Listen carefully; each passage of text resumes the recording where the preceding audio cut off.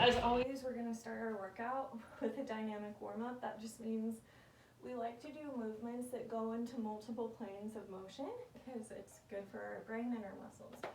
So again, come into that squat. Think about our pelvis, forward to the side, forward to the side. These are our monster walks. You're gonna get really familiar with monster walks because they're one of the best multiple plane movements. So we're gonna do our monster walks, forward and backwards. Once we do that, we're gonna do the open door stretch. So come to a doorway, find your goal post arms like we did on the foam roller, and lean forward. I want you to do 1 minute on each side. Don't do both sides at one time because you are gonna find different areas of soreness on both arms or pecs. So I want you to find the spot individually on each side and hold a minute on each side. Second, after we do that, we're gonna do our squat walks.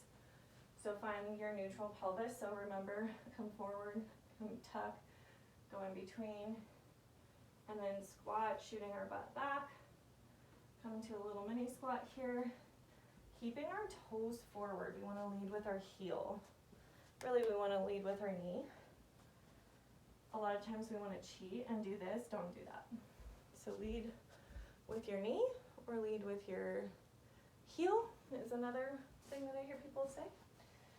Then we're gonna go ahead and start our main workout. So we're gonna be doing turn and reaches. So that just means turn and reach, turn and reach. You can go as fast or as slow as you want for these. You are the master of your own workout, and you have to listen to your body and learn how it's talking to you and what it feels. After those, we're gonna be doing body squats. So again, toes are gonna be forward.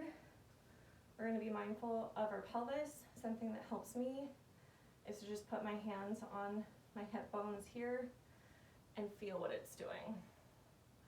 Body squats.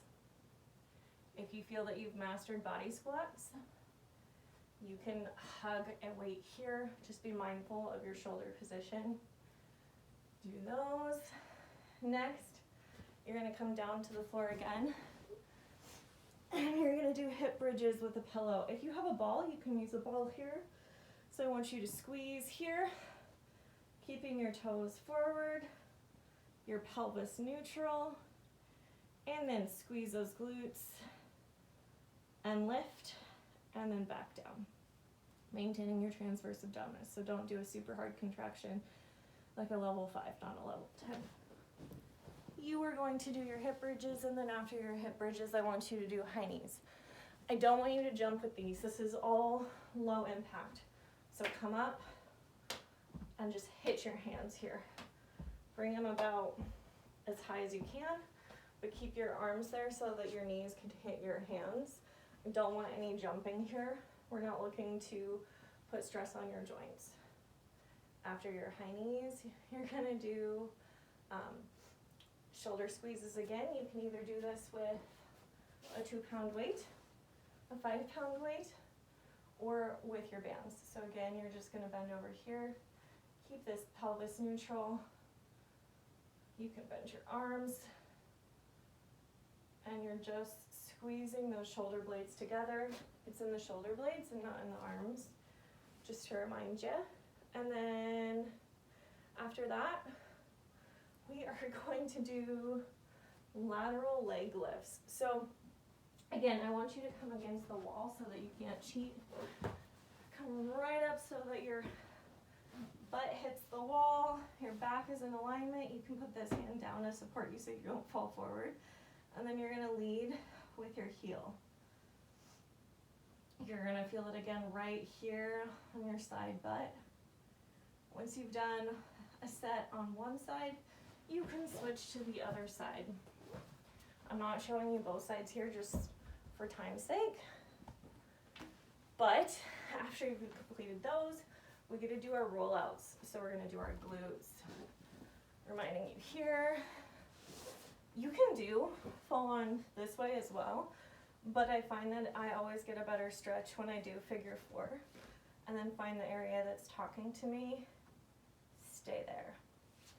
1 minute each side. You're also gonna do your quads, so come here, roll out, find the area that's talking to you, and then stay there. Okay, this is gonna be a new one for you. We're gonna do the thoracic opener.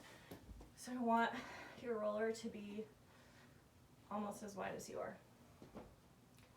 You are going to start at the bottom of your ribs. It's important that you don't go all the way to your hips because your lumbar spine, it is not designed for you to use something to push straight on it. On the back side, you can hurt yourself.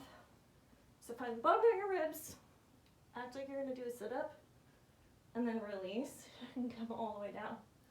Come back up, scoot it just a tiny bit, go all the way down, and release. And I want you to do that until you can't.